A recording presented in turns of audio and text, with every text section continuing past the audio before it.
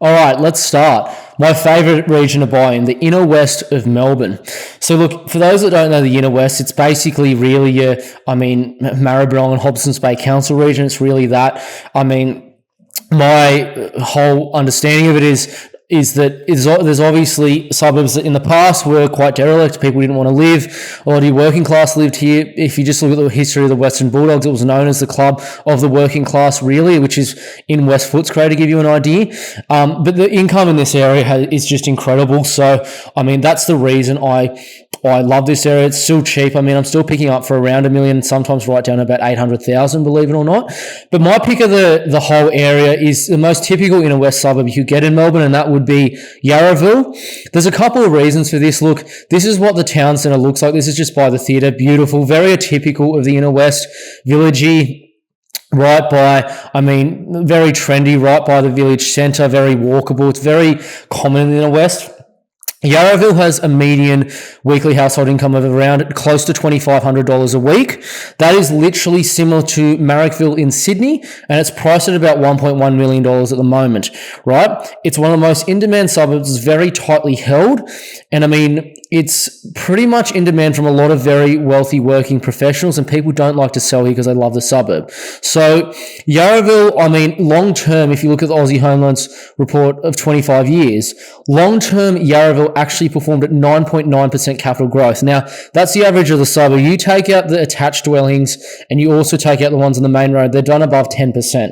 And you can even extrapolate that right to like 1950 and before if you really want to, depending on how hard you want to dig. And I've picked up properties in Yarraville with like 3.6 to 4.1% growth, to give you an idea.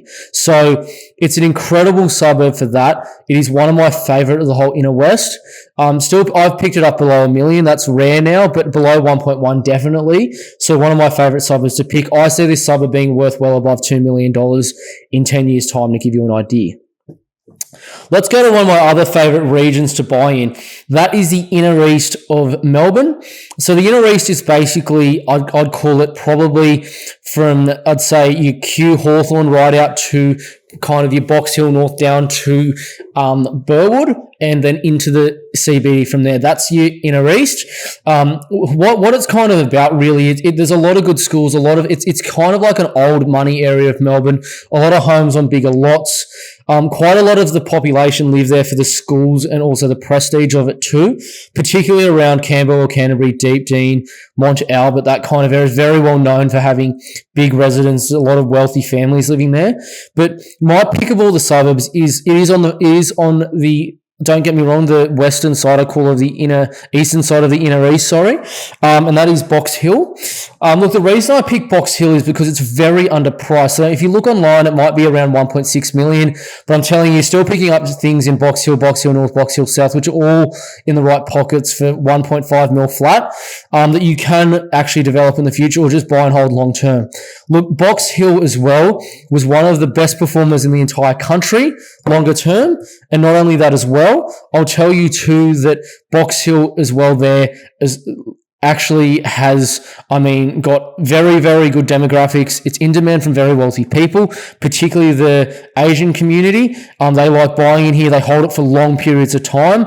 They love it. And not only that too, I'd say as well, on top of that, that performance is just going to revert to its longer term average. It's near all the good schools. It's got good income. It's basically another CBD centre. There's a lot of jobs around Box Hill as well. So you can't really go wrong. Buying here is one of the best locations in all of Melbourne to buy in, especially with where it is at the market cycle in that. So Box Hill is my pick for the inner east, basically. Not many better places to buy than that. Really, really like Box Hill. Let's go to one of my favorite areas, and that is the inner city. Look, the inner city really, it's kind of, I'd say, just south of, Brunswick, kind of just south of there. It includes Yarra and Moonee Valley Council regions mainly. You can say Melbourne City, but there's barely any houses there. It's obviously renowned for being close to the city, very gentrified, very walkable neighbourhoods, good street areas.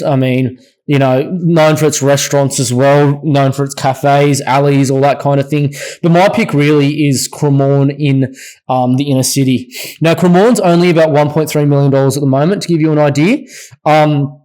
but it's got the second highest weekly median income per household in Melbourne, and it is only second to Kooyong, to give you an idea, which is literally straight across the Yarra.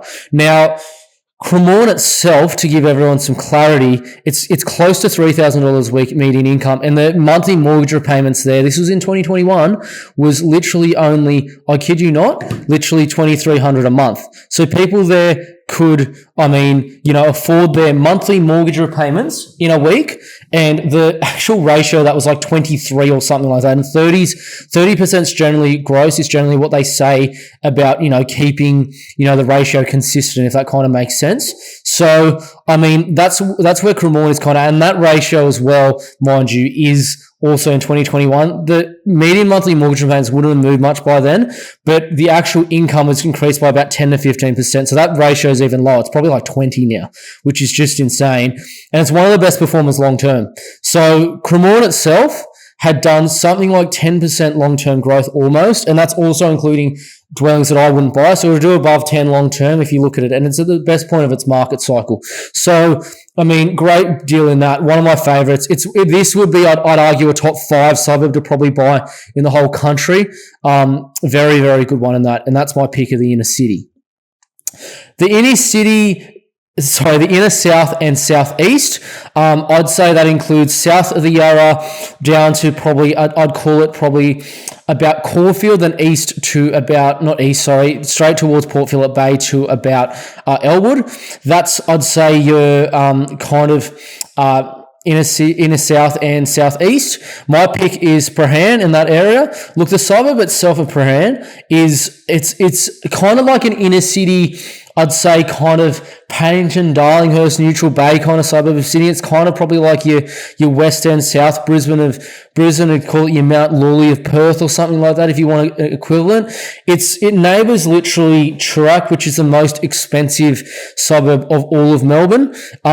It's right next to South Yarra as well. It is mostly full of apartments and miners' cottages, some attached terraces as well. It's a very, very good suburb for that. I really, really like it. It's really close to a lot of very expensive suburbs. It has very high median income.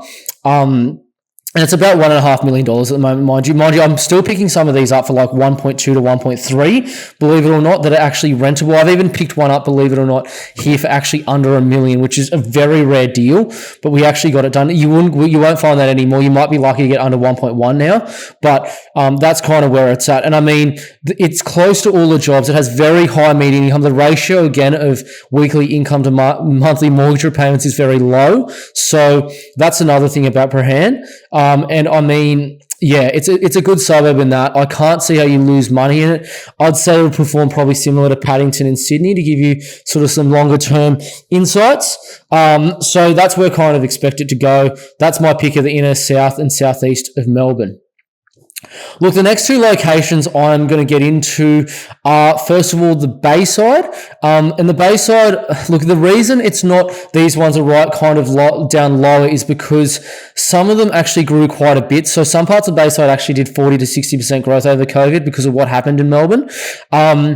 And so you don't want to buy in that because you're already buying well into its growth cycle, so it won't do as much.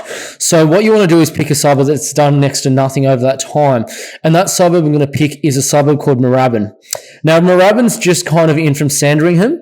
And it's a very atypical Bayside suburb. So it's most of the homes there, your original bungalows, your original some federations and that kind of thing. Most of them on your 450 to 600 square meter blocks, sometimes above.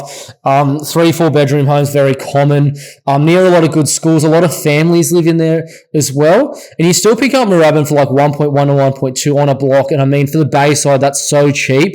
Like you look at Sandringham, it's like $2 million, mind you, and it neighbours like those sorts of suburbs. Hyatt, not far from Hampton either. Really, really good suburb. Bentley East. So really good for that. Good median income as well. Moorabbin itself has a good ratio of the median income too. Not only that, so you got a lot of families here, very high owner-occupied families that actually send their kids to local schools.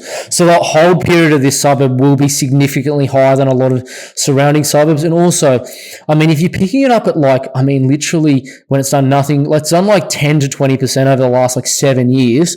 you know it's going to do crazy numbers when the growth cycle hits. So Moorabbin is one of them that I think is very underpriced in the Bayside, and I target it regularly. I like the suburb. I mean, I've got good relationships with a lot of agents around here too. So that's my pick for the Bayside, Moorabbin.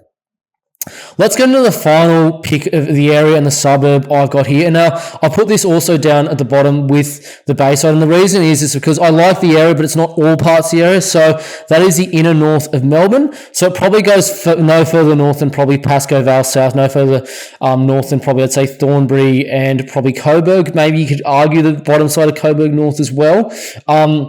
But the reason I got this in there is because I generally like buying closer to the inner city. So that's obviously your Brunswick East, Brunswick West, Essendon, Alphington, those sorts of suburbs. I like them a lot more. And my pick of this is Brunswick. So Brunswick itself, it's obviously very well known throughout all of Melbourne. I mean, it's got a very kind of, should I say, village-like sort of centre, should I say, as well, which runs obviously literally straight through the middle of the suburb. If everyone wants to know where that kind of is, just look at Sydney Road on a map. That runs straight through Brunswick, kind of there. It's very, very atypical of, a Melbourne suburb. A lot of cafes. You got the tram running straight through it. Very gentrified. A lot of small miners' cottages here. A few apartments as well. Most people don't have cars around here. A lot of professionals live here nearby. Brunswick itself, mind you, hasn't done very well since kind of that 2017 and COVID period. It's only done about 10 to 20% growth, especially in some pockets. It's about 1.3 million at the moment, to give you an idea. Very high median income, very low ratio monthly mortgage payments. I like to a lot of the suburbs I'm mentioning. And it's very tightly held to a lot of people in the right parts of Brunswick. So it's not all parts of Brunswick, but the right parts don't generally sell their homes. They like holding on to them. So that's the thing. So if you've got all these characteristics, completely landlocked suburb, no more stock coming to market, I'm telling you right now, the suburb is going to perform very well over the future. So there's no doubt about that. Brunswick will be one of the best performers in Melbourne for sure, and it's definitely my pick of the inner north, that in Brunswick. Great suburb, great streets to buy in, really good location. I can't see how you lose money in it. Easily one of my picks and easily my favourite pick of the inner north of Melbourne. So that's basically my summary of all the suburbs I buy in, or the regions, should I say, and there's my picks of the suburbs.